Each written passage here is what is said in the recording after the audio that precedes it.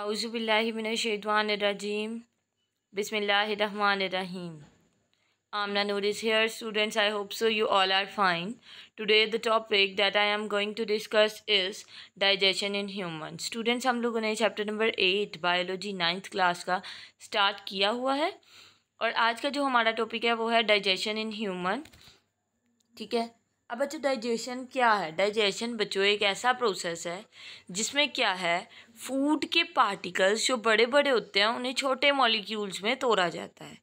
ठीक है, with the help of enzymes. Mean digestion क्या है? एक ऐसा प्रोसेस जिसमें हम लोग बड़े मॉलिक्यूल्स को छोटे मॉलिक्यूल्स में कन्वर्ट कर देते हैं.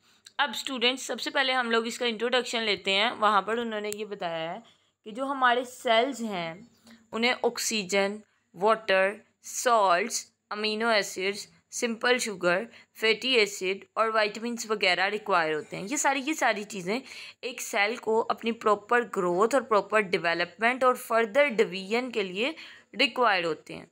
ठीक है. और ये सारी चीज़ें बच्चों सेल की सेल मेम्ब्रेन को क्रॉस करके अंदर सेल के जा सकते हैं.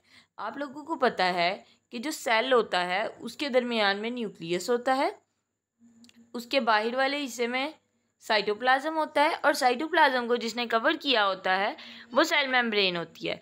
सेल मेम्ब्रेन बच्चों सेमी परमिएबल मेम्ब्रेन के तौर पर काम करती है. मींस कि ये कुछ मॉलिक्यूल्स को अपने अंदर जाने की इजाज़त देती है और कुछ को अपने अंदर जाने की इजाज़त नहीं देती. अब बच्चों होता क्या है कि बड़े बड़े मॉलिक्यूल्स को ये अपने अंदर जाने की इजाज़त नहीं देती सेल मेम्ब्रेन, और छोटे मॉलिक्यूल्स को अपने अंदर जाने की इजाज़त देती है. अब बच्चों कहते हैं कि जो amino acid, simple sugar, fatty acid, ये सारे के सारे हमारी बॉडी के इन्वायरमेंट में बहुत ज़्यादा रेयर हैं, यानी बहुत ज़्यादा कम है.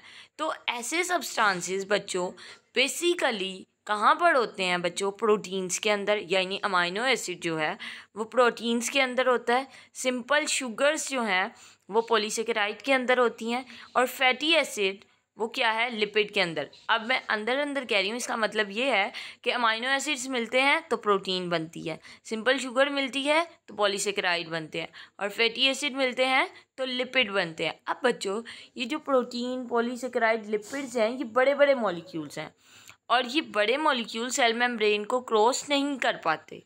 ठीक है. तो अब इनको सेल मेम्ब्रेन में क्रॉस करवाने के लिए हम लोग क्या करते हैं, इनको जो प्रोटीन, पॉलीसेकेराइड और लिपिड हैं इन्हें छोटे मॉलिक्यूल्स में तोड़ते हैं. ठीक है. तो कह रहे हैं there is a need of converting such large and non diffusible molecules into smaller and diffusible molecule. अब नॉन डिफ्यूजेबल का क्या मतलब है कि जिन्हें मज़ीद नहीं तोड़ा जा सकता, और डिफ्यूजेबल का क्या मतलब है जो मुकम्मल तौर पे छोटे हो चुके हैं और उन्हें मज़ीद तोड़ा जा सकता है. तो अब कहते हैं कि इन प्रोटीन, पॉलीसेकेराइड और लिपिड्स को नॉन डिफ्यूजेबल से डिफ्यूजेबल फॉर्म में लाना ज़रूरी है. तो ये जो इनको डिफ्यूजेबल फॉर्म में लाना है ये किसकी मदद से लाया जा सकता है? डाइजेशन के प्रोसेस से. अब बच्चों डाइजेशन में क्या होता है, डाइजेशन के फ़ौरन बाद जो डिफ्यूजेबल मॉलिक्यूल्स होते हैं वो डाइजेस्टिव सिस्टम से कहाँ पर जाते हैं? ब्लड की मदद से हमारी बॉडी के अंदर जाते हैं. मींस जिन मॉलिक्यूल्स को हमने तोड़ दिया है, डिफ्यूज़ कर दिया है, वो हमारे digestive system means small intestine से ब्लड की मदद से पूरी बॉडी में डिस्ट्रीब्यूट कर दिए जाते हैं. अब बच्चों जब ये डिस्ट्रीब्यूट हो जाते हैं तो वहाँ इनका काम क्या होता है? एनर्जी प्रोवाइड करना और दूसरा हमारी बॉडी के स्ट्रक्चर्स बनाना. ठीक है. जैसे अमाइनो एसिड्स हैं, हमें पता है हमारी बॉडी मोस्टली जो है प्रोटीन से मिलकर बनी है. तो जो अमाइनो एसिड गया है वो दोबारा यूनाइट करेगा और प्रोटीन मॉलिक्यूल बनाएगा और जिससे क्या है हमारे मसल्स बन जाएंगे. ठीक है. और कह रहे हैं इसी सेम टाइम में क्या होता है कि हमारे फूड का जो इनडाइजेस्टेबल पार्ट होता है, मींस जो खाना हमने खाया वो हमारे स्टमक के में गया, ईसोफेगस से स्टमक में, स्टमक से स्मॉल इंटेस्टाइन में, और होता क्या है जब वो ईसोफेगस से स्टमक में जाता है कुछ पार्ट डाइजेस्ट हो जाता है, फिर स्टमक से जब स्मॉल इंटेस्टाइन में जाता है उस वक्त भी कुछ पार्ट खाया जा चुका होता है. ठीक है. मींस ब्रेक डाउन किया जा चुका होता है, और जब वो लार्ज इंटेस्टाइन में जाता है तो बच्चों मोस्टली वो पार्टिकल्स रह जाते हैं जिन्हें हमारी बॉडी मज़ीद नहीं तोड़ पाती. ठीक है, और फिर उन इनडाइजेस्टिबल पार्ट को बॉडी से निकाल दिया जाता है। और बच्चों, बॉडी से निकालने के प्रोसेस को क्या कहते हैं? डेफिकेशन। अब सादा अल्फाज में हम लोग nutrition in human comprises of following phases के ह्यूमन में जो न्यूट्रिएंट्स हैं वो किस तरह से पहुंचते हैं उसके प्रोसेस को इन स्मॉल जो आगे फेजेस हैं इनके ज़रिए से एक्सप्लेन किया गया है कि इंजेक्शन एक ऐसा प्रोसेस है जिसमें हम लोग फूड को अपनी बॉडी के अंदर लेकर जाते हैं। ठीक है, यानी हमने खाना अपने मुंह में रख दिया तो ये क्या है? इंजेक्शन। इंजेक्शन यानी बॉडी के अंदर चला गया। डाइजेशन, डाइजेशन में क्या होगा कि हमारे फूड के मॉलिक्यूल्स जो बहुत बड़े बड़े हैं वो छोटे सब्सटेंसेस में टूटना शुरू हो जाएंगे। ठीक है, और बिल्कुल सिंप्लीफाइड कॉम्प्लेक्स से सिंप्लीफाइड फॉर्म में चले जाएंगे। ठीक है, उसके बाद एब्जॉर्प्शन। अब वो सिंपल सब्सटेंसेस में बच्चों चेंज हो चुके हैं, तो सिंपल सब्सटेंसेस के बाद हमारी जो लार्ज इंटेस्टाइन और स्मॉल इंटेस्टाइन में क्या होगा कि ब्लड की मदद से ये जो है मॉलिक्यूल एब्जॉर्ब कर लिए जाएंगे, ब्लड में एब्जॉर्ब कर लिए जाएंगे। अब लिम्फ क्या है बच्चों? बेसिकली ब्लड वेसल यानी सर्कुलेटरी सिस्टम के अलावा एक लिम्फेटिक सिस्टम भी हमारी बॉडी के अंदर होता है। वो पार्टिकल्स जो ब्लड कैप्चर नहीं कर पाता वो लिम्फेटिक सिस्टम में चले जाते हैं और वापस ब्लड में शामिल कर देते हैं।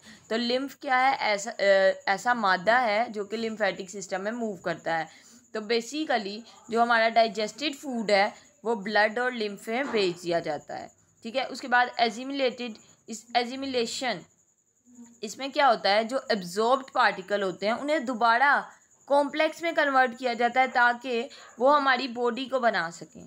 ठीक है, उसके बाद डेफिकेशन।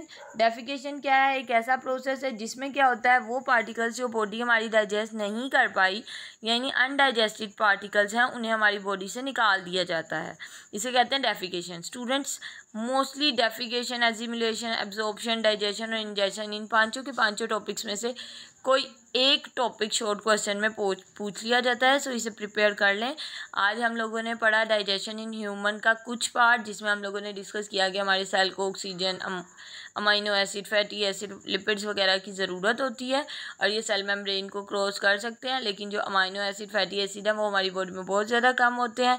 होता क्या है? क्योंकि ये हमारी बॉडी में बहुत ज़्यादा कम होते हैं, इसकी वजह ये है कि ये प्रोटीन्स, लिपिड्स वगैरह का पार्ट होते हैं। ठीक है, तो जब हम खाना खाते हैं तो वो प्रोटीन्स की शक्ल में हम लोग लेते हैं। वो जो प्रोटीन्स, कार्बोहाइड्रेट्स हैं उन्हें हमारे डाइजेस्टिव सिस्टम में तोड़ा जाता है। ठीक है, और तोड़ने के बाद ब्लड में एब्जॉर्ब कर लिया जाता है और बच्चों ब्लड में एब्जॉर्ब करने के बाद उस सिंपल सब्सटेंस को दोबारा कॉम्प्लेक्स में चेंज किया जाता है ताकि वो हमारी बॉडी का पार्ट बन जाए। और लास्ट पे क्या होता है कि वो जो हमारी बॉडी का पार्ट बन गया उसके बाद जो अनडाइजेस्टेड फूड होता है उसे बॉडी से बाहर निकाल दिया जाता है। सो स्टूडेंट्स, ये था आज का हमारा टॉपिक। आई होप सो आप लोगों को क्लियर हो गया होगा। If there is any problem you can ask in the comment section. Thank you so much and please subscribe my channel.